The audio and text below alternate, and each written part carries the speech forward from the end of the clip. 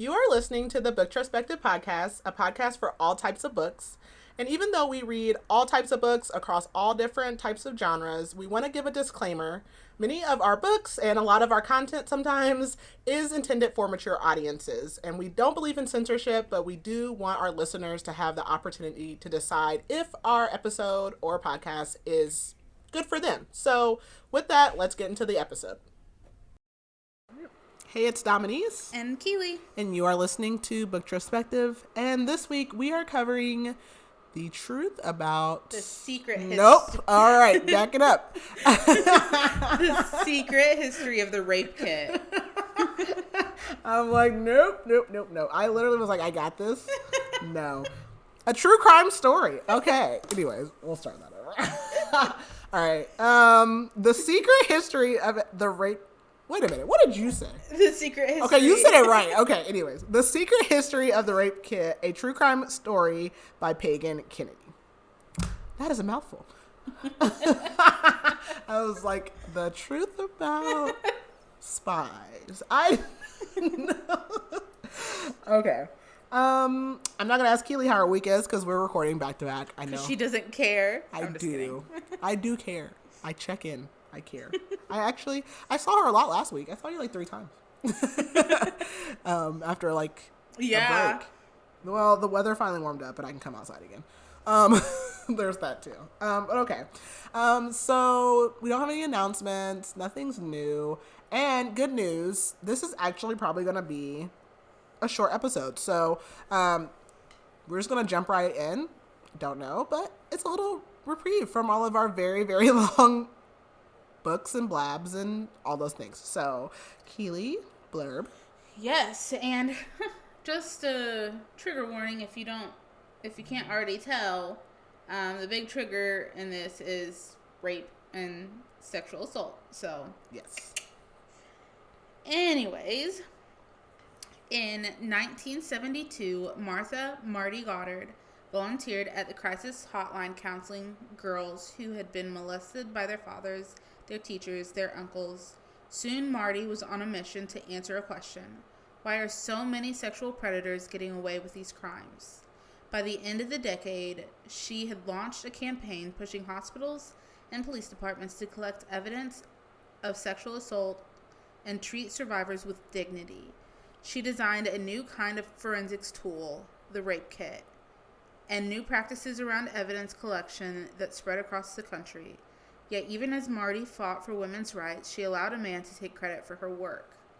When journalist Pagan Kennedy went looking for this forgotten pioneer, she discovered that even Marty Goddard's closest friends had lost track of her.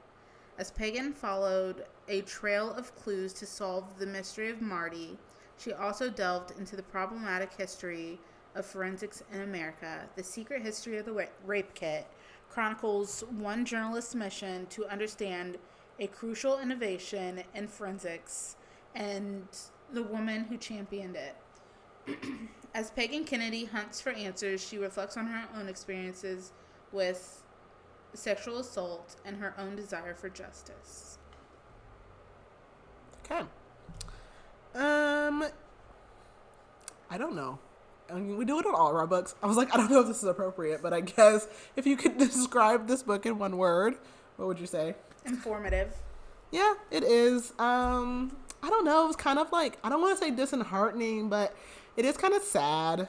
Like, yeah. I guess I'll go with that because, yeah, I mean, like, it's not like you're looking for like a warm and fuzzy happy ending, but like, It's absolutely not. Like, it's just like that kind of thing. So disheartening.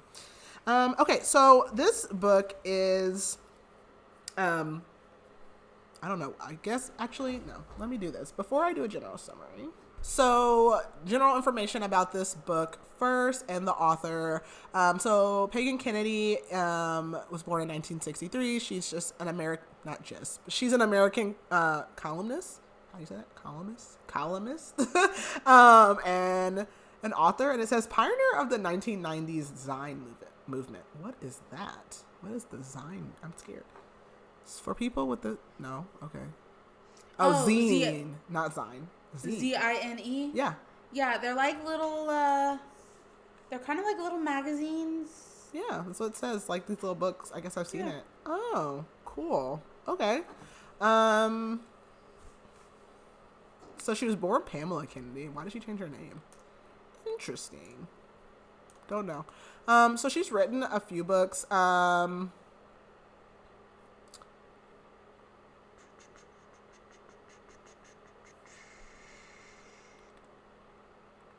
trying to see.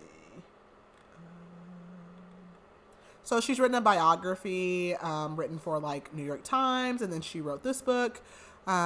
She is like, again, U.S. native. She lives in Massachusetts, and she's a journalist. So different than we're used to reading. This book actually released this year. It came out January 14th, 2025. It's very short. It's 237 pages. I think on audio it's 5 hours. Yeah. A little over 5 hours. So, so general summary, Pagan Kennedy essentially just like got very like invested in researching the history of the rape kit and came to find out that, like with many things, a man was like the face of the rape kit and he was not the one who created it. So she was like very invested in determining and finding the person who did create it, whose name is Marty Goddard. And so throughout her research of trying to find Marty, she like came upon like lots of other people who had, interacted with Marty. Throughout the book, she talks about like all the horrible things. This is like the 70s through the 90s for the most part, like historically. So like how, rape was not, and sexual assault were not taken serious. And most of it centers around Chicago, how terrible Chicago PD was to women, to sexual assault victims, to Black people, lots of their, like crime and cover-ups that they were doing. But then she also talks about like Marty and like what her life was and then like what it unfortunately became. So, like I said, very quick read. Like I said, my word was disheartening because I didn't, I was like, dang, it wasn't something I was looking for, like a warm and fuzzy ending, but like, it's just like, it seems like that's always the case when you listen to the spoilers. Like that's always the case, I feel like, and it's unfortunate. This is a nonfiction book, true crime. Triggers for this, obviously the big one is rape, there's sexual assault, there's racism, misogyny, child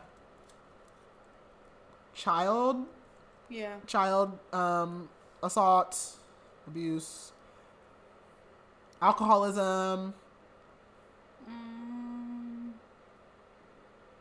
police brutality. Those are the big ones. Yeah. Those are the big ones. So, so if you have not read this book and you do not wish to be spoiled, then this is your notice to pause here. Otherwise, we're going to just kind of get into it, talk about it, and then we'll kind of discuss like topics in the book. But again, this will probably be a shorter episode because it's not a very long book. So we'll kind of just get into it.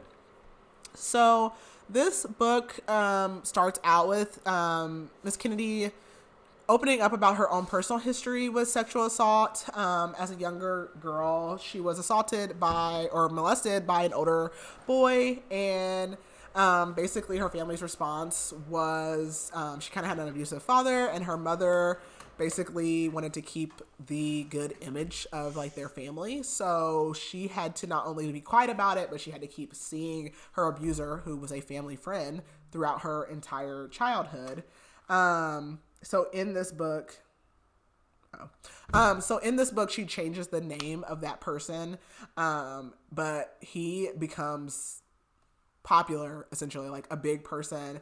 And she just talks about how like that is the case for so many perpetrators, like so many sexual assaulters and other terrible, people who commit crimes, who like really do start very young doing these things, and they just slide by through life, and then they become presidents and congressmen and other things. So she also like starts out by like this book is not linear in time. So she connects Brett Kavanaugh in that case to several things throughout here about when Dr. Christine Ford testified about being sexually assaulted by Kavanaugh in high school. My mouth just got super dry.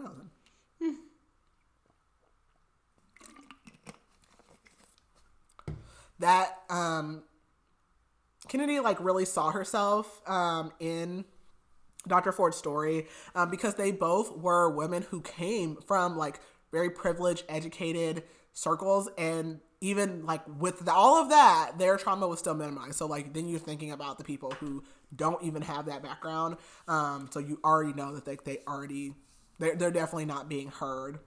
And this is when we start to get introduced to Marty Goddard, who is noted as being the actual creator of the rape kit. So that occurred, I can't remember if they gave an exact year, but it's in the 1970s.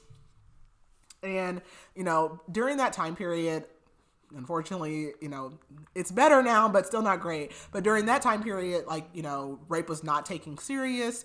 There was lots of victim, like, blaming, lots of, like, you need to be taking self-defense.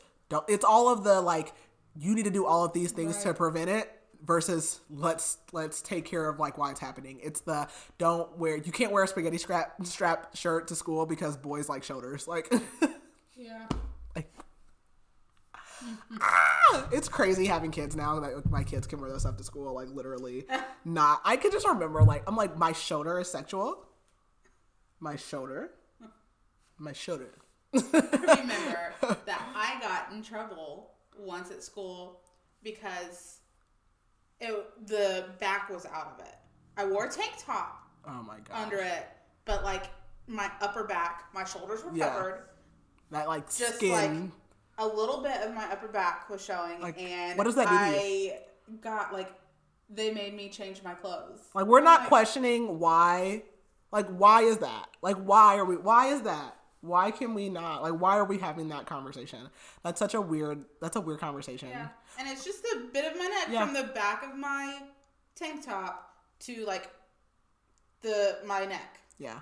Just, like, it's just all the, like, when you, like, had to do, like, the fingertips on your shorts. Mind you, everyone's literally not built the same. Like, that's absolutely absurd. Also, this has nothing to do with, like, rape, but, like, I never understood why we couldn't wear flip-flops in school. Kids wear whatever they want now. When I was in school, we couldn't wear flip-flops. Same. Why? Like, I want somebody to explain it to me. I want to know the logic. Why could I not wear my flippies? And I used to, like, sneak. Like, I used to wear, like, very flared pants so that I could wear my flip-flops. Like, I just can't imagine, like, that's insane that we could not wear that. Do you see how kids go to school today? Right. Like, do you see, like, literally, I can't imagine. And I do think that, like, it's a little absurd. And they're not even revealing. They just literally go in their pajamas and, like, whatever. But, like, well, some of them do. Some of them wear belly shirts. I don't, it's insane, actually. I don't know. It's crazy. So anyways, but that's the whole thing. Like, don't be outside at night by yourself. Well, I should be able to, though. Like, watch your drink, dress modestly. It, like, nobody's holding, like, the rapist accountable. And so, like, police training materials during that time even suggested that women were lying about rape. Like, and if, like, a woman did not look physically assaulted when they came in, like, they definitely were lying. Like, you should look like you've been in a fight. Okay, like, maybe I just laid here because I just want this to be over as soon as possible. Like, I don't have to be physically... Maybe I didn't want him to kill me because I was fighting back. Maybe he was holding a knife to my throat, and so I was like, I'm just literally not going to move. Like, it's absolutely... So she's, like, talking about the introduction of it. She talks about how purposeful it is, which this is such a major... I literally remember where I was when this happened, when the Golden State Killer was found. When Pawpaw was found, I was like, hell yeah. Can you imagine being Pawpaw's granddaughter? I always sit there like, can you imagine that you're at home with your Pawpaw and the police are knocking at your door saying, knock, knock, let us in. Pawpaw's going to jail. Number one, already I'm like, what's up? Knock, knock, let us in. Pawpaw's going to jail. He's the Golden State Killer. Pawpaw, whose lap I've been sitting on. Like, you literally were out here as a police officer killing people and then just hung it up one day and decided to go be wholesome and have a fucking family. It's insane. Thanks to DNA. Yoga. But thanks to DNA and things like rape kits, like, that's what she connected to, is like, we were able to identify that. Like, I was literally at work. I was like, oh my God. He's like, what? He was like 83. Like, I don't know. Like, that's insane. you know, he was just like smooth sailing. Like he probably don't even think about that. And you know what? I don't know. He either never thinks about it, he either never thought about it, or he thought about it every single day. Like it was probably like one or the other. Like that was literally just like a whole other life to him. Like, oh, back in the day I used to get high. Like back in the day I used to kill and rape people. Okay. That's insane. Okay. So Chicago, again, like it's centered around Chicago. One, because that's where this like kind of rose from, but also like Chicago is like up there with like LAPD as being like pretty terrible. They had like a record number, thousands of assaults per year, but very few like cases ever led to arrest. So during that time, that's when Marty Goddard like emerges as like this young activist. She's like just alarmed by what's going on. She starts volunteering in 1972 at a crisis hotline for runaway teens, where basically most of these girls that were runaways was because they were being sexually abused by fathers or someone in the neighborhood. But of course, they were just looked at as being rebellious and things like, and hippies or whatever, you know, which is crazy because you hear that all the time about, oh, they just like, they joined like the hippies, like, right. Or something like, how many cases or of they that? Ran away from you. Yeah. And, like, a lot of them were, like, victims of, like, incest, let alone rape, like, by their freaking fathers and uncles and things like that.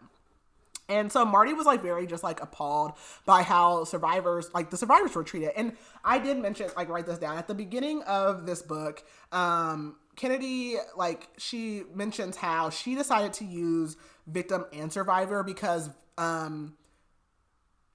police and like court, they always refer to like survivors as the victim. But like domestic abuse and assault and rape and those people refer themselves as survivors. Like, I survived this, I'm not a victim of this. And so she did want to put respect on both of those. But she also did refer to women in this book as both cis, like meaning both cis and trans. So just so that is covered, I did want to highlight that. So at the time that she's like working for the hotline, marital rape is still legal, which is like very big because we know that your perpetrator is most likely like someone that's close to you, and who's closer to you than your husband.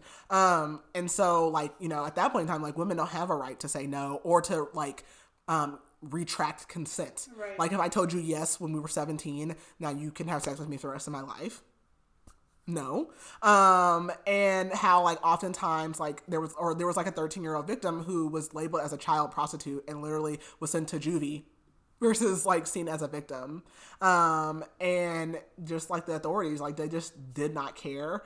And so there was a growing anti-rape movement that Marty was like very involved in. And there were lots of feminists, they were holding protests, about the mishandling of these cases. And she decided that she really wanted to like, more so than just do that, get involved into like, why is the system broken and what can we do to fix it? So Marty, like through working through the hotline and her activism, identified that like, you know, police often claim that there was no evidence to pursue these charges. And so in many cases, whenever evidence did exist, like if there was clothing or samples, it was just thrown out. So she said, okay, well then what if we give them evidence? And so that became like her like mission question or statement. And so she envisioned the standardized kit that could collect and preserve proof of sexual assault, which would then force authorities to take these victims seriously. And so she joins like a citizens advisory group on rape and about policing in the 1970s. And that's how she learns, like, you know, firsthand that like most rape evidence is not being collected or is being mishandled by the police and hospitals.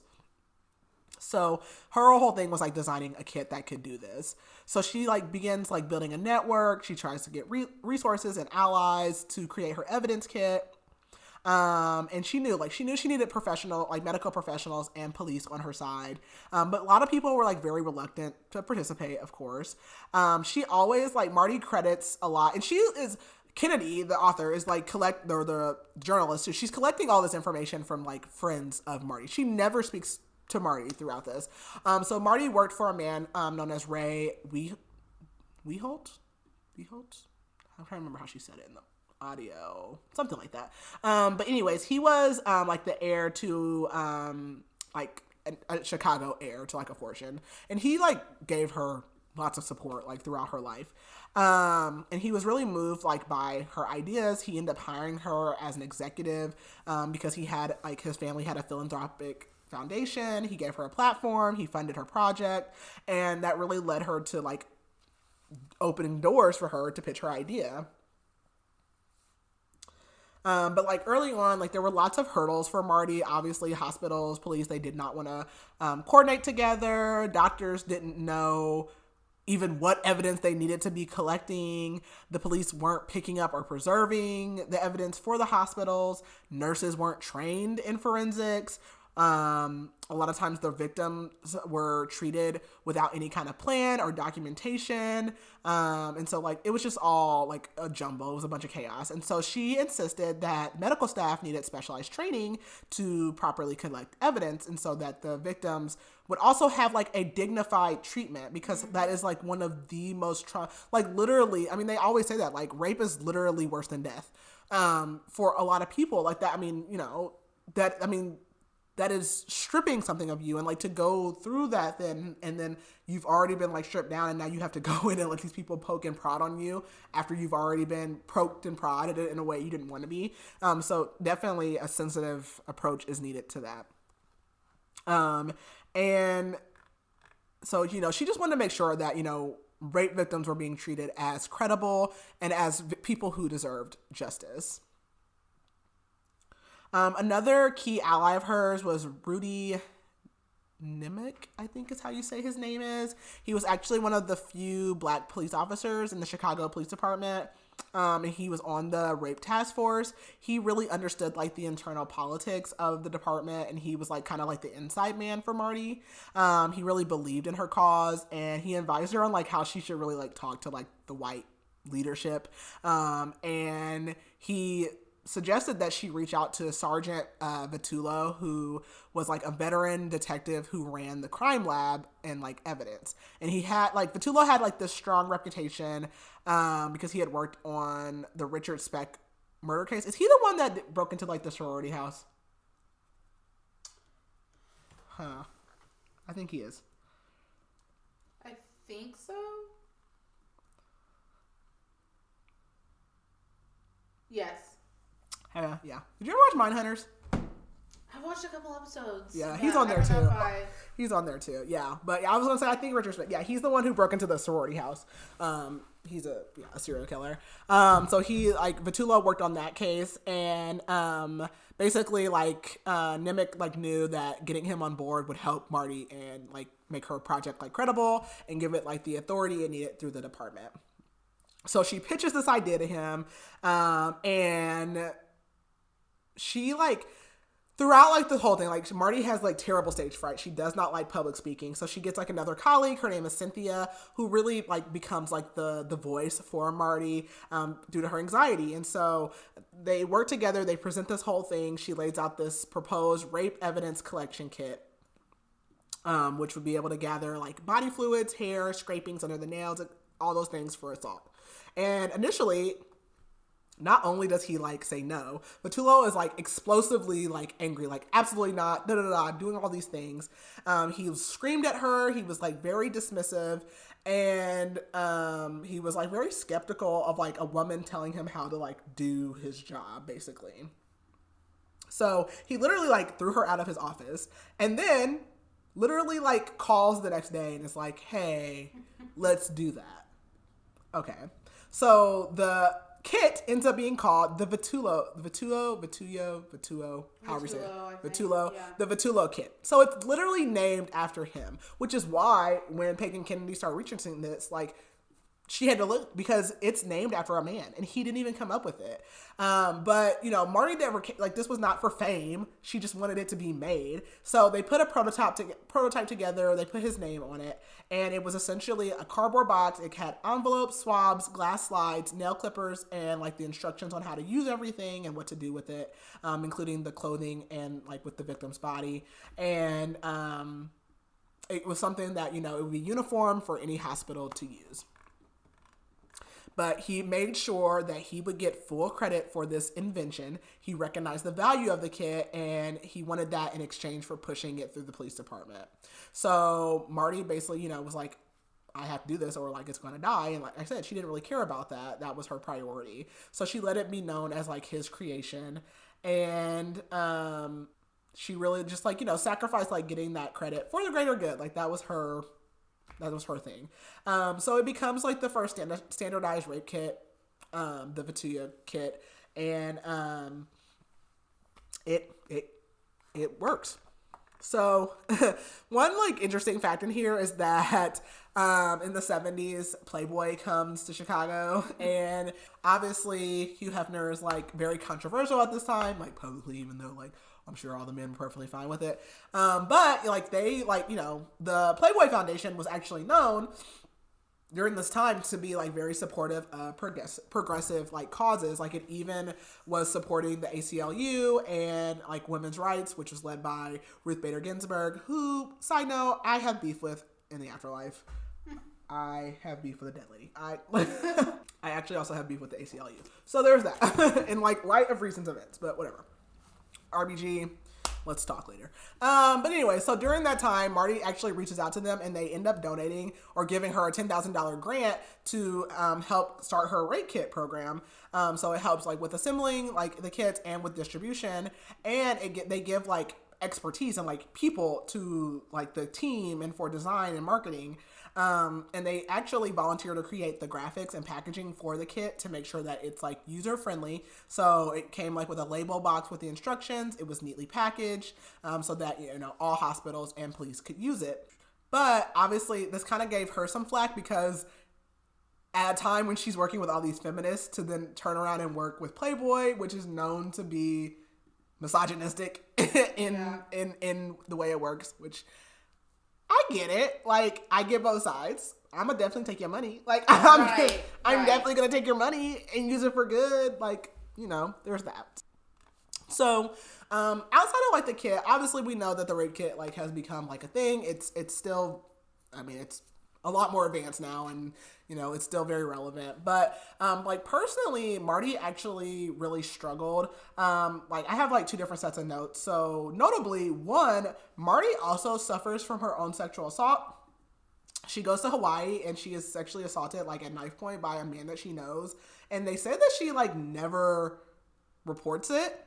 And she ends up getting herpes from the incident and suffers like the rest of her life terribly from it. Like she has like bladder issues, and it's just like wow, like it's, oh my gosh, like it's just like like it's so terrible. It's so terrible. So that happens to her. Also, like, you know, on like, not that she was known for like creating this whole thing, but she was just so invested in like pouring into like other people and trying to like fix this whole thing. She really ended up getting very burnt out, and it really started to affect her mental health. She suffered panic attacks. She had really bad anxiety. She was very overwhelmed. Obviously, she was forced into rooms with people who were very skeptical of her and did not like her. During like the 70s, 80s, and 90s, Chicago PD had like this red squad that was like started out like looking at communists, but basically was like a blackmail group who would like stalk you and like try to get you to like stop looking into them. And like, so she had like people out to get her. They were also like attacking black people in their time and like killing them and like all those kind of things. So all these things are happening. And she honestly like kind of works herself to the point of exhaustion. And then she even like starts becoming an alcoholic as a means to like cope with like all of her stress. Like at one point, again, she was working like as an assistant, but she ends up quitting that job. She really just like kind of withers away with age.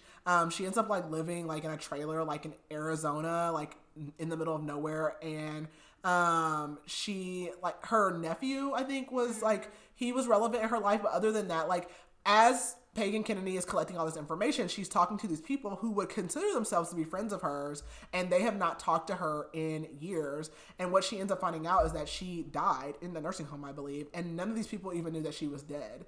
But she ended up dying, and her nephew basically says that she told him that when she died, she didn't want anyone to know anything. She didn't want a funeral or anything, so no one knew that she had died.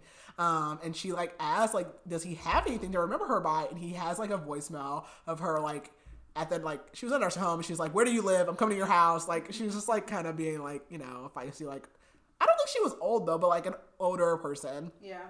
But it's like this major activist and like this woman who like spent all her time trying to give to others died alone with like and forgotten with nothing. Like, No one knows that she did that. No one even knew that she died. Not even people that would say that they cared about her, which, I mean, was by her choice, but, like, she just became a recluse. And, like, that is just so sad. So, it's like, so she obviously never received, like, formal recognition or awards. And history just really, like, forgot about her. And it really just, like, it underscores, like, the society of, like, how we have so many, like, women pioneers who are often, like, erased, like, once their ideas are taken from them and adapted into, you know, into the patriarchy, into this male-dominated system. And then it's like, well, where's the woman? Like, what happened to her? And, like, I mean, literally, Pagan Kennedy had to dig and dig and dig even to find this nephew, to find out that this lady was dead. Like, she could not find anything about this woman, and it was insane.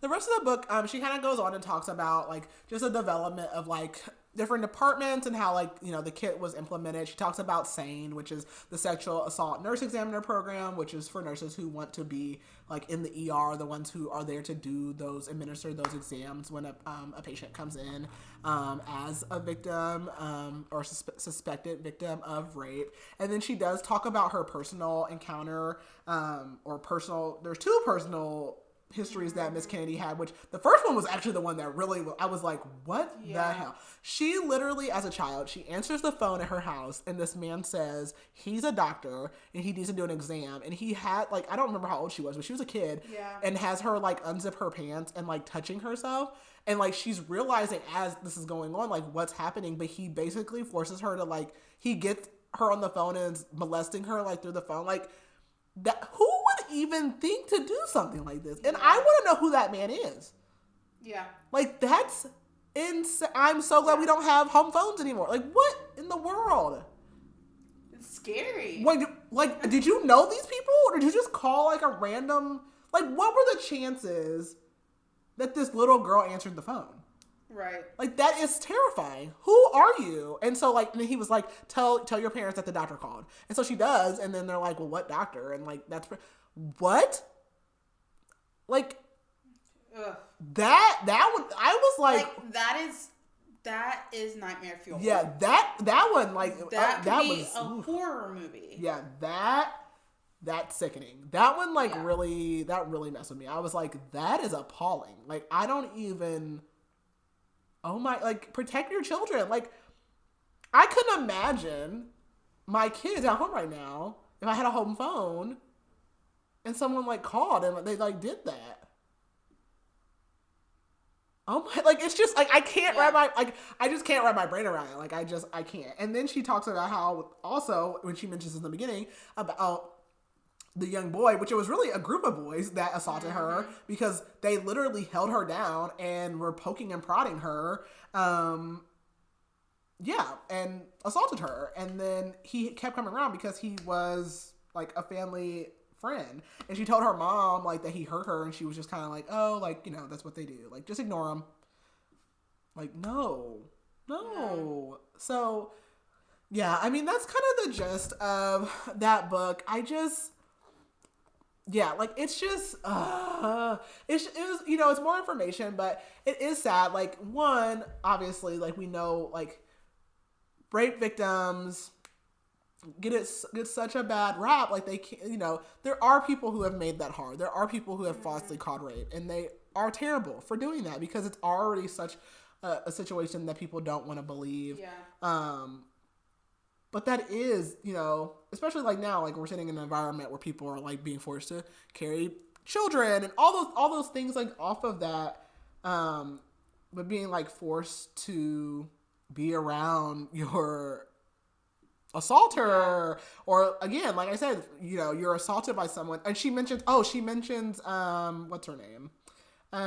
Joanne Little, who ends up getting acquitted, but she basically killed her assaulter, like when they were trying to assault her and they were trying to, you know, take her to prison for killing them. And it always makes me think about, I can't remember what that girl's name is, but was she like the one in California or whatever, the one who was like pimped out? She's like, and like she goes to prison for like, she was being pimped. Like, that is insane. It's beyond her control, and she is the one who not only is being victimized, but then being cast as a perpetrator. Yeah, but now I'm the aggressor. Like, or like that. I mean, she wasn't right. I don't think that was part of the case. But that woman in Florida, like, who had like shot a warning shot, like because her husband was like being aggressive with her, and she just shot a warning shot, and she ended up going, like, what is this? Like, this society, like the patriarch, it's so awful, and it's like they are not safe. Like, why do I have to like teach my kids, like, don't do this. And for me, like, I have a son and a daughter. So like, and now because of the disgusting people also who pretend to do rape, like that's also on the flip side, one of my worst nightmares too. Like I'm raising, like we're raising young Black boys, and that is terrifying to me. Like for so many reasons. But it's just like, why do we never address like the people who are wrong? Like I shouldn't have to put like the little thing over my cup when I go out to hope that someone doesn't roofie me and try to do that. Like I don't know, you probably are definitely not on this side of TikTok, but I follow, her name on TikTok is Blue Eye Kayla Jade. She's a sex worker in Australia. She's a porn star and she does like OnlyFans stuff. But anyways, she literally like, she got a lot of flack because she hung out with Drake like 2 weekends ago. But anyways, on the way home from that, she literally got assaulted like by her Uber driver. Like she left because she had like 2 drinks and she was like, I don't drink anyway, so I just want to go home. So she was like, I wasn't like drunk, but I was like just kind of like nodding off or whatever. And she's like, when we got to my house, like he got out and got on top of me like in the back of the thing or whatever. And she's like, and my ID was in there, and I'm just like, and it's like, and like her, like, yes, I do sex work. That doesn't, but yeah, but they pay for it. Like that doesn't mean that you get to like do that to me. And it's like, even if I ever have sex with you, like, that doesn't mean that if I ever tell you no, like, I tell you no. Or in the middle of it, if I tell you no, that means, like, stop. Like, it's just so disgusting, and I'll never understand why somebody wants to have sex with somebody that does not want to have sex with them. I'll just never, there's so many people that are, like... Or someone who's unconscious. Yeah, underage, or, like, any of those things, like, what is wrong with you? Have you ever watched the tea consent video? Mm-mm. I'll have to send it to you. It's something that one of our teachers, I can't remember, one of my teachers in high school, like made us watch. But I'm like, you pretty much you can't. An unconscious person doesn't want tea. An unconscious person can't. Yeah, they can't drink tea. Yeah. Yeah. No, I mean, yeah, that's just so valid. And it's like, why? Why would you want that? Like, why? And then it's like, I go to the police, and now I have to, like, now I gotta prove my case. Like, now I gotta, like, and even with evidence, it's like, even with evidence, and I know, like, when this stuff is happening, like, now, it's, we've, everything now, we've, like, gone, like, 20 million steps back, but it's like, I know when DNA, like, became the big thing, it was like, now we're finally, it's kind of like when the officer came, we're like, oh, now we're gonna have evidence, but now it's, like, flipped on its head again. And it's like, but yeah, like there's so many people just out there that's never been caught because of like evidence poorly. Like I think about what are they called? Not Memphis. What are those 3 guys called? They were like a true crime case, but they didn't do it. They ended up getting like not acquitted. They got released. They lived like in the Bible Belt. I know who you're talking about. Yeah, but they ended up, and it was like, I mean, it really is a conspiracy because their police department caught on fire and burnt all the evidence because it's speculated that it was the dad's. And it's like, yeah, the evidence was in there until you just destroyed it. And it's like, it's sick. Like, it's so sick. And it's so terrifying. And then it's like, yeah, for like the people who lead that cause, like, for you just to die, like, alone. Yeah. Like, just forgotten. Like, that is so sad. And I get that she didn't do it for notoriety, but the fact that you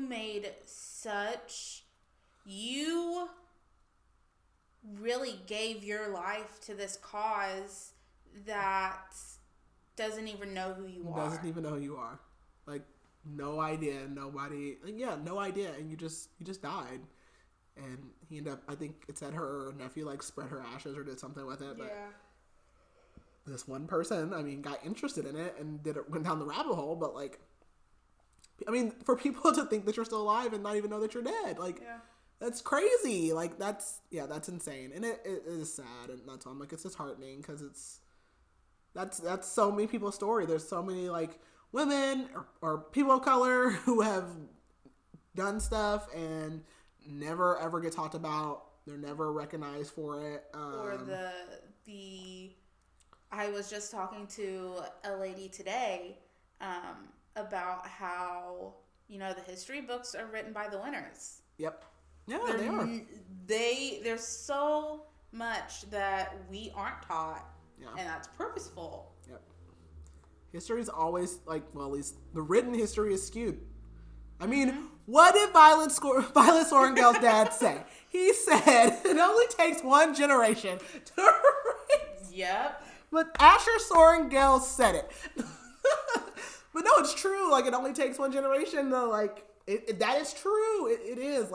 It does. And it's terrifying. People are not scared enough of that. So yeah, no, this is just, it's interesting. So that is that book. Yeah. What did you end up rating it? I rated it 5 stars. I gave it, I don't know why. I think I gave it 3.75. Only because, not because I don't like it, it's just because it's not, because of the type of book it is. So yeah, not your vibes. It's not that it's not even the vibes. Yeah, it's not a warm, it's a book. Yeah. It's not it's not, I mean, it's a nonfiction book that's not a memoir or something like that. So that's not a bad rating. It's not entertainment. It's it's educational. Yeah. So but no, I definitely think it's important for sure. I don't think that our other questions will really apply to this, but do we have reviews on this? We do. I'm not sure what someone would say, but let's see. 5 stars. This was a fascinating book about the true woman behind the rape kit. It is extremely upsetting, but ultimately not unbelievable that it took until 1971 and a woman to deliver us the first rape kit. Marty Goddard was working at a crisis hotline, blah, blah, blah, and pretty much does a summary. No wonder no woman wanted to report anything if they weren't going to be handled or taken seriously. Praise this woman for seeing a serious wrong and creating a path for these survivors to get justice. Now, I'm scared because there are 21 star reviews. Still just 1%. 1 star. There are respectful ways of discussing rape and sexual assault and of telling the stories of victims and survivors of these kinds of events. This book fails greatly to meet my expectations in either arena. And then there's 5 other paragraphs that I'm not going Whoa.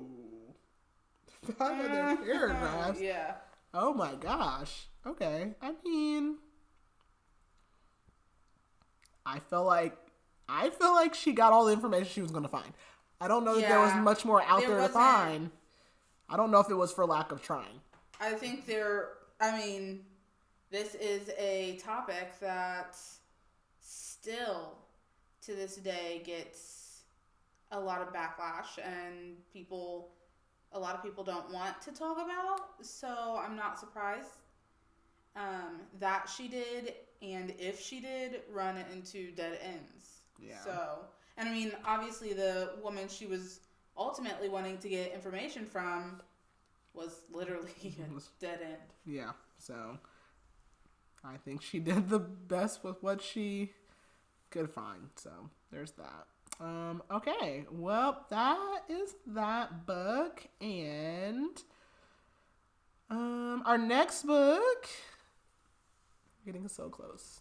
Our next book is Tower of Dawn by SJM. I will say, so so I did dread reading this, and I still kind of do. But I will say that being on TikTok, because I can be on TikTok, it's okay, there are parts of this book that I do enjoy.